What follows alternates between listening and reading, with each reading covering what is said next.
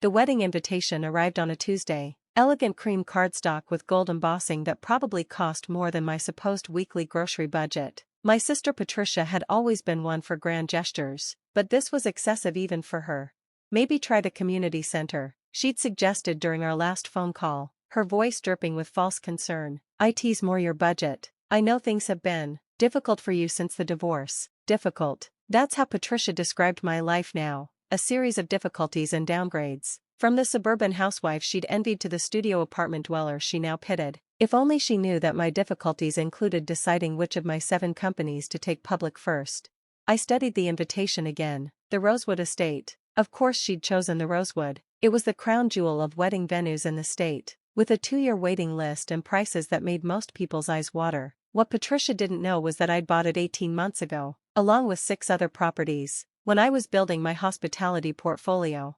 My phone buzzed. A text from Patricia. Got your RSVP. So glad you can make it. Just remember, cocktail attire means cocktail attire. I know you've been shopping at discount stores lately, but maybe rent something nice? I don't want you to feel out of place. I set the phone down without responding, looking around my studio apartment, actually the penthouse of a building I owned. But I'd convinced my family it was a studio by only ever video calling from one corner. The rest of the 4,000 square feet remained carefully out of frame. 3 weeks later, I pulled up to the Rosewood in my 10-year-old Toyota Camry, the one car I'd kept from my marriage. The valet looked at it with barely concealed confusion. Guests at the Rosewood typically arrived in vehicles that cost more than houses. I'm here for the Patricia Winters wedding, I told him. Of course, ma'am, we have special parking for, he paused delicately, overflow vehicles, just around the side by the service entrance. I bit back a smile. Even my own staff didn't recognize me. Perfect.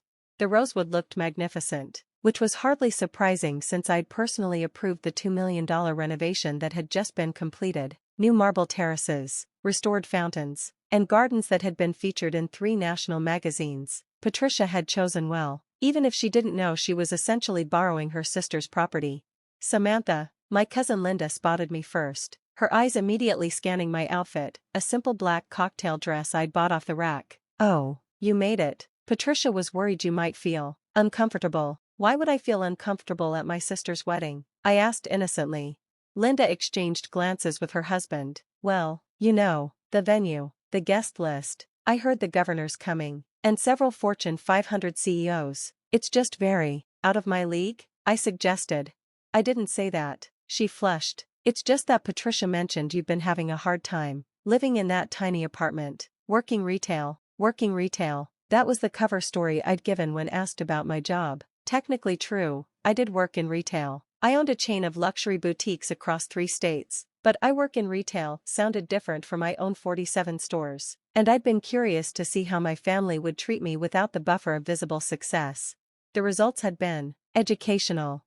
Linda, Samantha, Patricia appeared in a flurry of white silk and perfectly styled hair, her wedding planner trailing behind with an iPad and a stressed expression. Linda, you look gorgeous. Samantha, she paused, taking in my simple dress and minimal jewelry. Well, you tried. Congratulations. Patricia, I said, genuinely meaning it despite her casual cruelty. The venue is beautiful, isn't it? She preened. We were so lucky to get it. There was a last-minute cancellation. Someone's financing fell through. Can you imagine? Poor things probably couldn't afford the deposit. But their loss is our gain. I knew exactly whose financing had fallen through. A tech executive who'd tried to lowball one of my companies on an acquisition. I'd bought the Rosewood and cancelled his daughter's wedding as a petty but satisfying response. Patricia had been the beneficiary of my moment of vindictiveness.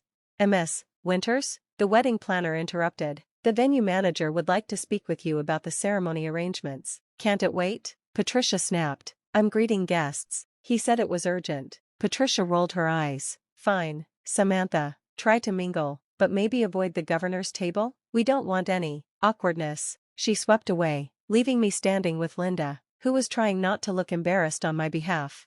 She doesn't mean to be cruel, Linda offered weakly. Doesn't she? I asked. Tell me, Linda, when did my family decide I was a failure? Was it the divorce, the studio apartment, the retail job? Linda shifted uncomfortably. It's not that we think you're a failure, just that I shouldn't sit near the governor because I might embarrass you? Before she could answer, I heard a familiar voice.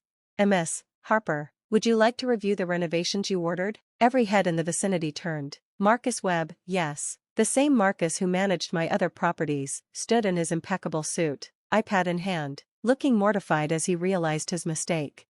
Renovations? Patricia's voice cut through the sudden silence. She'd returned, the wedding planner looking confused beside her. What renovations? Who's Ms. Harper? Marcus looked at me desperately. I could save him, pretend it was a case of mistaken identity, or...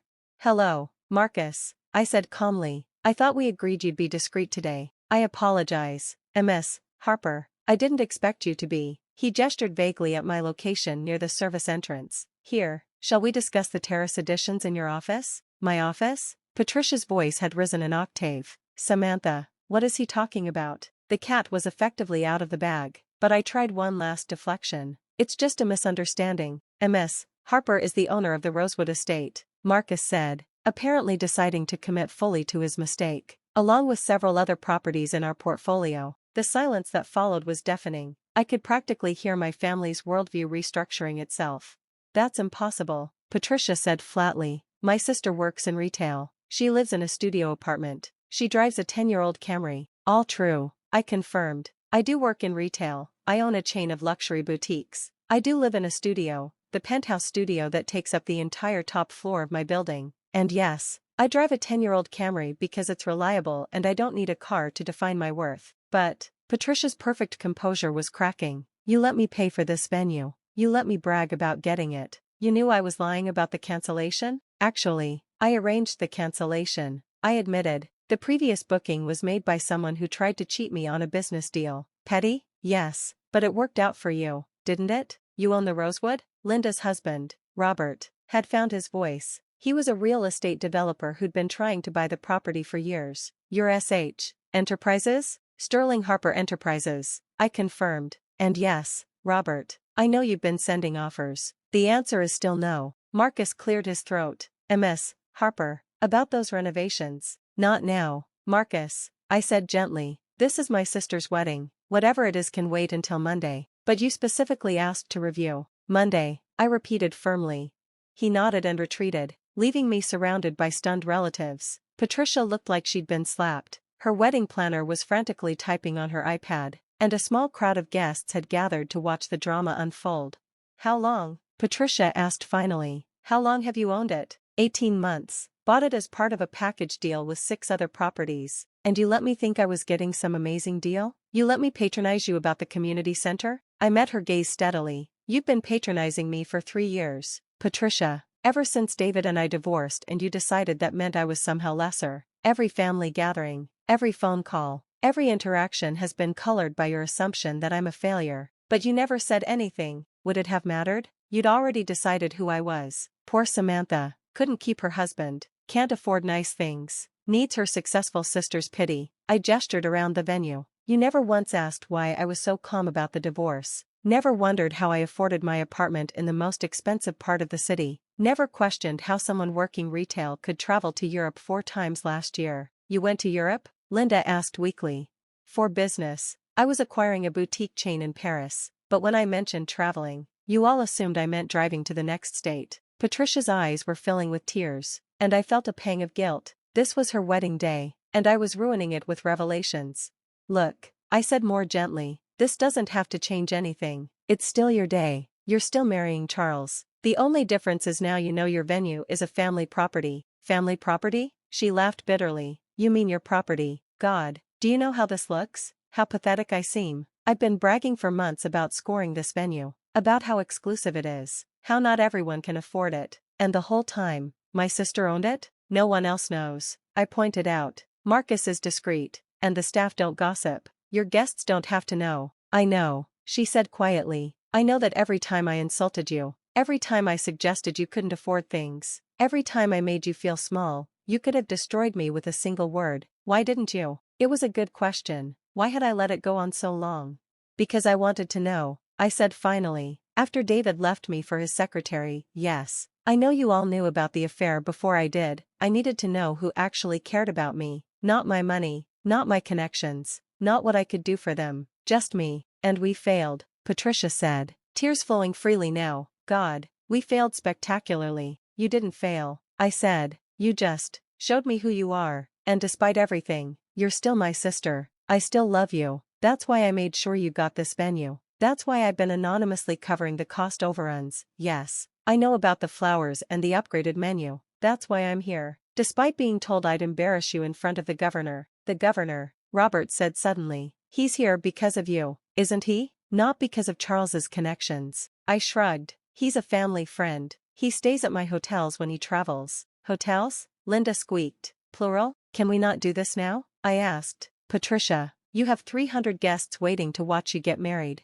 Go fix your makeup, marry Charles, and have the wedding of your dreams. We can deal with family drama tomorrow. She stared at me for a long moment, mascara running down her cheeks. How can you be so calm about this? I've been horrible to you. You've been exactly who I expected you to be, I said. That's why it didn't hurt as much as you think. Now go. Your wedding planner looks like she's about to have an aneurysm. Patricia surprised me by pulling me into a hug. Designer dress be damned. I'm sorry, she whispered. I'm so sorry. I know, I whispered back. Now go get married. And Patricia? The honeymoon suite upgrade isn't from Charles. It's your real wedding gift from me. She pulled back, laughing through her tears. The Imperial Suite? That's $5,000 a night. $6,000. Actually, I raised the prices last month. I smiled. Owner's prerogative. The wedding proceeded beautifully after that. Patricia managed to repair her makeup and marry Charles under the rose arbor I'd had installed just 2 months prior. The governor gave a lovely toast, carefully not mentioning that he'd known me since I was in diapers. The food was exquisite. I'd hired the chef personally.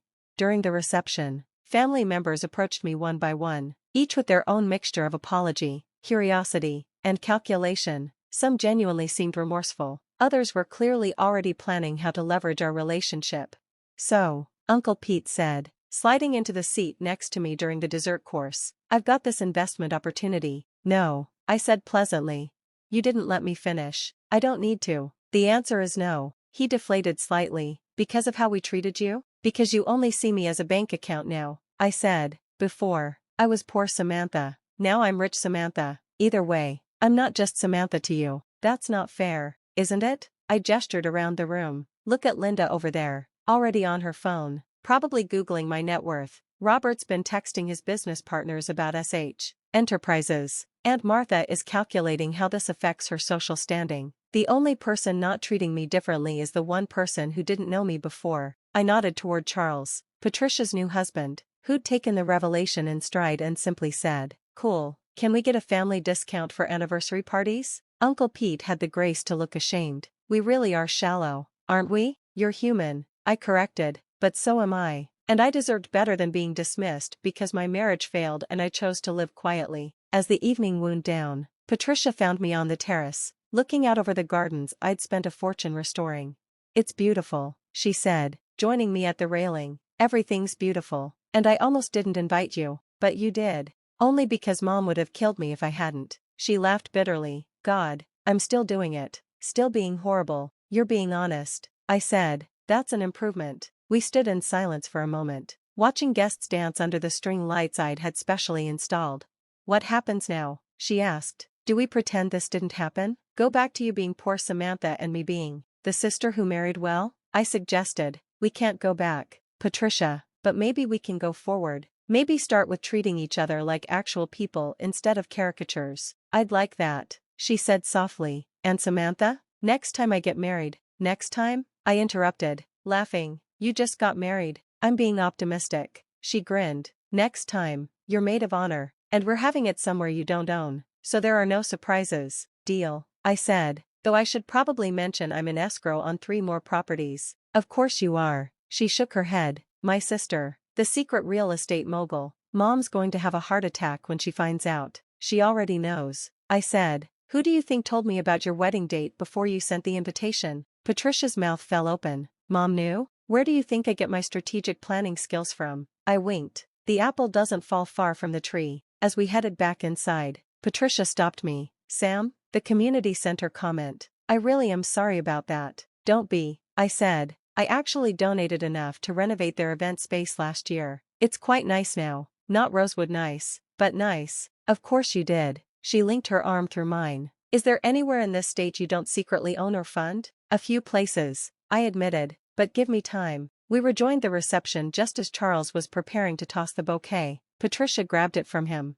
"Change of plans," she announced. "This bouquet goes to my sister, who's already caught enough curveballs today." She handed it to me directly, ignoring the protests from the single women who'd gathered. "For when you're ready to try again," she said quietly, "and this time, we'll make sure he's worthy of you." I accepted the bouquet, touched despite myself. "No more community center recommendations? Are you kidding?" She grinned. "I'm recommending the Rosewood. I hear the owner gives family discounts." As the night ended and guests began departing, I stood in the entrance of my own venue, watching my family see me with new eyes. Some would only ever see dollar signs now, others might actually see me.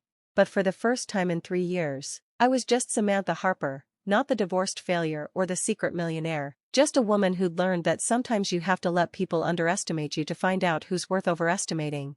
Marcus appeared at my elbow. "Successful evening, Miss Harper?" "Very," I said, "though I think we'll need to review those staff protocols. A little too much recognition for someone trying to stay incognito." He winced. "My deepest apologies. Shall I arrange for Marcus?" I interrupted. "It's fine, actually, it's better than fine. Sometimes the truth needs a push to come out." "Very philosophical, ma'am." "Wedding receptions make me contemplative," I said. "That, and the champagne." As the valet brought my 10-year-old Camry around, parked, I noted with amusement. Between a Lamborghini and a Bentley, Patricia ran out one last time.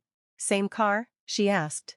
"Same car," I confirmed. "Some things are worth keeping, even when you can afford better." "Like family?" "Especially family," I agreed. "Even the ones who suggest community centers." She laughed, hugging me one more time. "I love you, you know, even if I've been terrible at showing it." "I know," I said. "Why else would I let you have your wedding at my favorite property?" As I drove away from the Rosewood, I thought about the evening's revelations. Tomorrow, my phone would be full of messages from family members suddenly interested in reconnecting. There would be awkward conversations, probably some requests for money, definitely some resentment.